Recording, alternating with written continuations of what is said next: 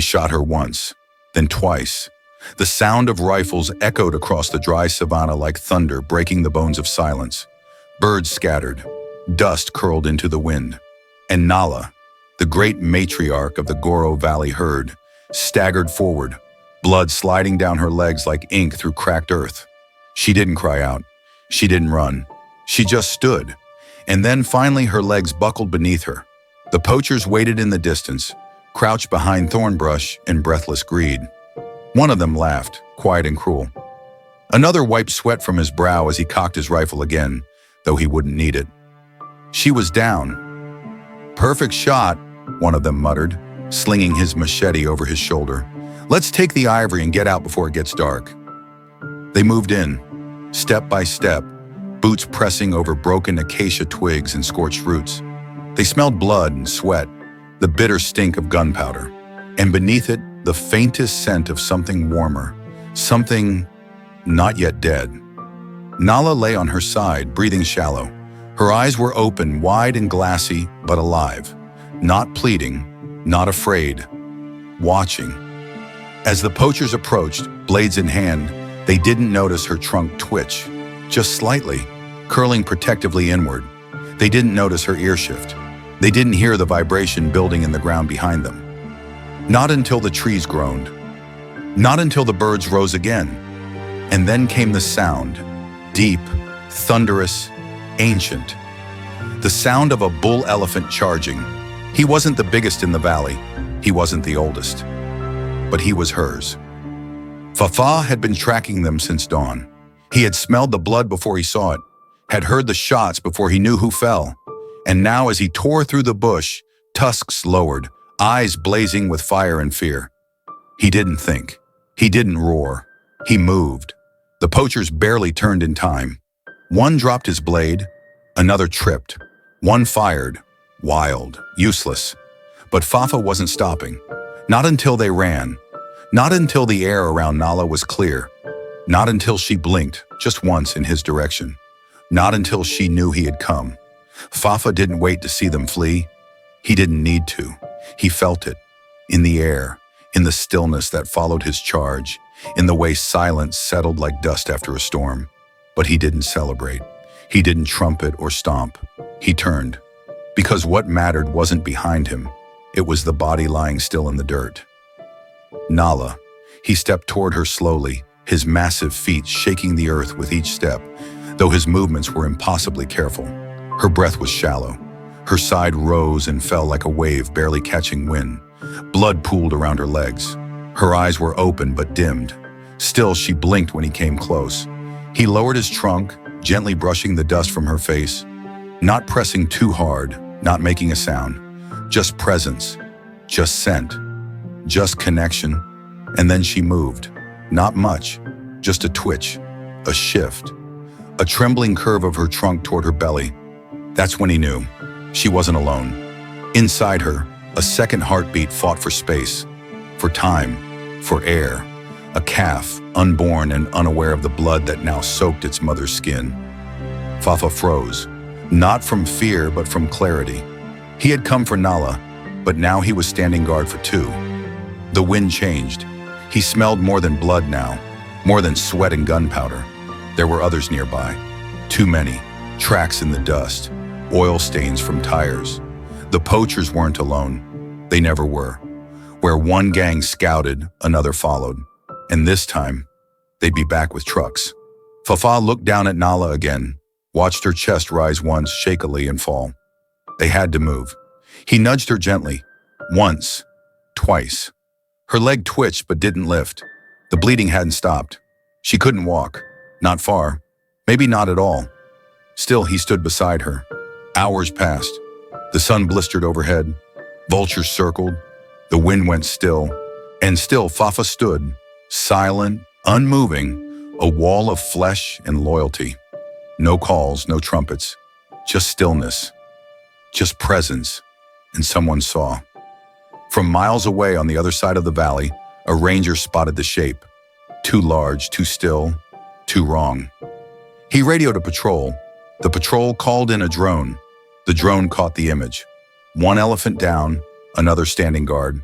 unmoving, for hours. The image went viral within conservation networks in minutes. Rescue teams deployed, vets prepped med kits, rangers loaded tranquilizers and satellite trackers. By sunset, they arrived. 6 trucks, 2 helicopters, and a dozen people who had seen this before, but never quite like this. Fafa didn't run. He didn't charge. He just backed away, slowly, as they approached. But only when they reached her, when they knelt beside Nala and began treating her wounds, did he step aside completely. And still, he didn't leave. He watched, from a hill nearby, for the entire night. Through the IVs, the stitching, the slow, breathless rise of Nala's chest as painkillers took hold, and her body surrendered to sedation, not death. At dawn, when the vet whispered, "She's stable," no one cheered, no one clapped. They just turned to where Fafa stood in the pink haze of morning light. And for a moment, no one spoke, because in his silence, they saw what they had all forgotten. That grief does not always roar, that love can stand still, that sometimes the fiercest act of defiance is not leaving. And Fafa didn't. He stayed when the trucks rolled away, when the medics packed up their gear and promised to return the next morning. When the rangers took shifts by the edge of the clearing, Fafa stayed. Not close enough to interfere, not far enough to disappear. Just there, watching, waiting, holding space the way only those who've lost before truly can. Nala slept through the worst of the first night, her body heavy with tranquilizers and trauma, her breath shallow but steady. The wound on her side was deep, but the bullet had missed her heart, her lungs, her unborn calf. Barely. Luck, they said. But to Fafa, it felt like something more, like resistance written in flesh and willpower. By the third day, Nala was alert, weak but aware. She didn't stand, not yet, but her eyes followed every motion. She drank from a rubber-lined trench dug by the team. She moved her trunk toward the warmth of the sun each morning, and she began, slowly, to press her belly to the earth, not in surrender, but in protection. The calf inside her had survived, and that changed everything. The rangers reinforced patrols, drones circled the area in tight loops. Word spread beyond the valley, an elephant shot, survived, pregnant, protected by her mate. The photos went global. Donations flooded in. One image in particular captured hearts. Fafa standing on the ridge, looking down as Nala slept, her side stitched, her trunk curled inward. But fame wasn't the point. The point was that something ancient had been witnessed, something untrainable, unteachable, a form of loyalty untouched by language, a devotion not rooted in power, but in presence. And still, he waited. When Nala finally rose 12 days later, it wasn't dramatic. There was no trumpet, no celebration. She simply pushed against the ground, trembling, and stood. Fafa moved then, not quickly but immediately. He stepped forward, brushing his shoulder against hers, bearing her weight with the gentleness of one who knew she couldn't carry it all alone. Together they moved, 5 steps at first, then 6. By the time dusk fell, they were at the edge of the valley where a new temporary refuge had been built from canvas and silence. And there, under a sky cracked open with stars, Nala gave birth. No cameras, no humans, just the sounds of breath and earth. A stillness so complete that even the wind seemed to pause. The calf came quickly, small, wet, unsteady, but alive. And when she tried to stand, falling twice, maybe 3 times, it was Fafa who stepped forward, not to stop her, but to stand near, so she could learn, not by command, but by comfort. They named her Io. It means joy in a language older than words, and she was. Joy, not in the way we usually define it, not loud, not bursting, but quiet and defiant. Joy that trembled when it stood. Joy that remembered where it came from. Joy that was born in blood but refused to carry it forward. Ao didn't understand the weight she'd inherited. Not yet. She didn't know her mother had almost died for a piece of bone growing from her face. She didn't know that her father had stood alone between her and the same fate. She didn't know the world outside the sanctuary still spun with bullets and greed. All she knew was warmth, the shade of her mother's belly, the slow, steady breath of her father beside her, the soft rustle of dry leaves under her feet as she took her first steps. But outside the sanctuary, people knew. The story of Nala and Fafa and the baby who survived the guns spread like wildfire. News outlets picked it up. Conservation groups launched campaigns. Photos of Io nursing while Fafa stood guard circulated around the globe. Not as a curiosity, but as a reckoning, because suddenly 35,000 wasn't just a number. It had a face, a name, a heartbeat. Children wrote letters to the sanctuary. One said, "I didn't know elephants had families." Another, "Please don't let her die like the others." Activists printed shirts with Fafa's silhouette and the words, "He stayed." A drone operator from the rescue team left his job to start a full-time anti-poaching surveillance nonprofit. Something had shifted, not loudly, not completely, but undeniably. And yet, in the sanctuary, none of that mattered to them. Fafa still rose each morning before the sun. He still watched the horizon before letting Nala and Io step into the grass. He still moved between them and every sound he didn't recognize. He didn't care for fame or headlines or hashtags. He cared for presence, for pulse, for space to exist without fear. Nala's wounds faded, but the memory remained. She flinched at loud cracks in the sky. She huddled close when helicopters flew too low. But each day she walked farther. She stepped stronger. She pressed her trunk against Io's back with gentleness that only those who've survived cruelty can offer. Io grew quickly. Within weeks, she was running in circles, testing the limits of her wobbly legs, laughing in a language no one taught her. She chased butterflies and ran from shadows, and each time she stumbled, she looked up to see both her parents, still there. And that was the story. Not the gunshots, not the blood, not the greed, but the ones who stayed, the ones who didn't leave, the ones who refused to let silence be the end. Not because they had answers, not because they had strength, but because they understood something most of us forget. That silence is not neutral, it's not peace, it's not safety. Silence is the sound of suffering unheard, of poachers walking away untouched, of ivory traded like trinkets, of mothers bleeding out in dust while the world scrolls past. But not this time, because someone stayed, because Fafa didn't run, because Nala didn't give up, because Io lived to walk, joyfully, wildly, unbroken. And in their survival, something ancient was remembered, that elephants grieve, that they love, that they protect not with walls but with presence, that they don't need our pity, they need our protection, and that every tusk carved into jewelry was once part of a story like this. Maybe that's what changed people. Not the facts, not the numbers, but the story. Not 35,000 elephants are killed every year. But this one was shot and still stood. This one bled and still birthed. This one watched and still stayed. So the question isn't, how do we stop the killing? It's, how long will we stay silent about it? Because Fafa didn't, and Nala didn't. And if they can stand, bleeding and broken, and still willing to protect, what's our excuse? We say we didn't know. We say we didn't see. We say we're just one person. What difference can we make? But we do know. We've seen the numbers. We've seen the photos. Motherless calves, hacked skulls, empty savannas. And now we've seen them. We've seen Fafa, standing over his fallen mate, not as a symbol, but as a soul. We've seen Nala, bleeding, broken, still fighting to breathe because someone else depended on her. We've seen Io, born into a world that tried to erase her before she even arrived, yet laughing anyway. And still, we scroll, we look away, we say, that's sad, and keep moving. But the world doesn't need our sympathy, it needs our presence. Because while we sit comfortably behind screens, someone out there is aiming their rifle at the next Nala. Someone is loading tusks into crates bound for markets that still pretend they don't know where they came from.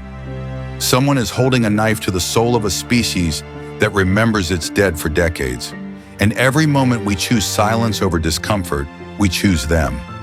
But what if we didn't? What if we chose differently, like Fafa did? What if we stood still beside the wounded, refused to turn away from what was hard to witness? Refuse to let money, tradition, or distance excuse our inaction. Because once you've seen loyalty written in blood, once you've watched a life stand watch over another in silence, once you've met the eyes of a calf born from pain but glowing with hope, you can't go back. You can't pretend it doesn't matter.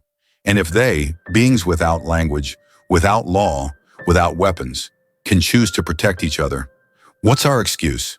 We build fences and call it protection, but turn away when the killing happens behind borders we don't cross. We say we love animals, but choose silence when that love demands action, discomfort, or change. We donate once, post once, speak once, and call it done, while herds disappear and newborns never meet their mothers. We scroll past images too painful to bear, pretending that not looking is the same as not knowing. We wear the trinkets, we fund the demand. We let markets thrive as long as they stay far enough from our doorsteps. But those gunshots echo everywhere.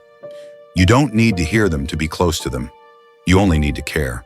Because somewhere right now another mother is being tracked, another rifle is being cleaned, another baby is waiting in the grass, unaware that the only world it's ever known is about to vanish. And while we debate, delay, and distract ourselves, they endure.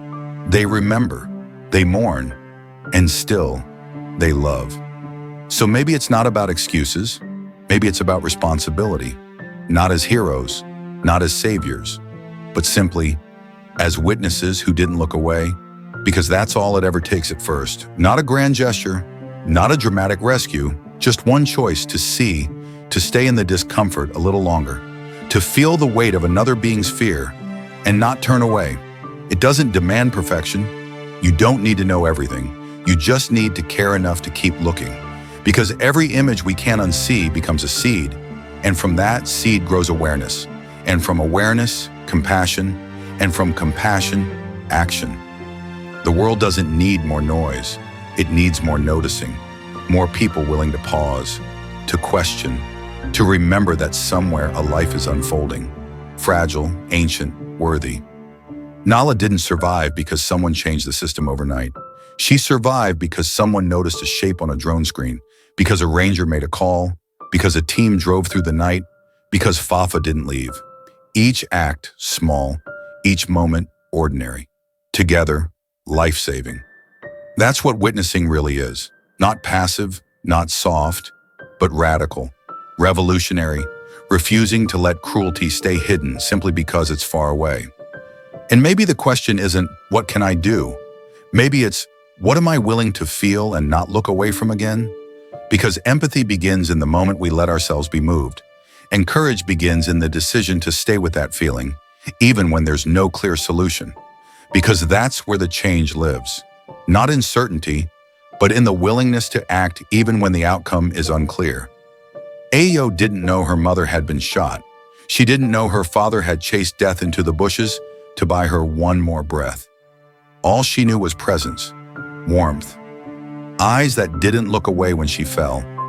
Maybe that's what every life needs, especially the voiceless.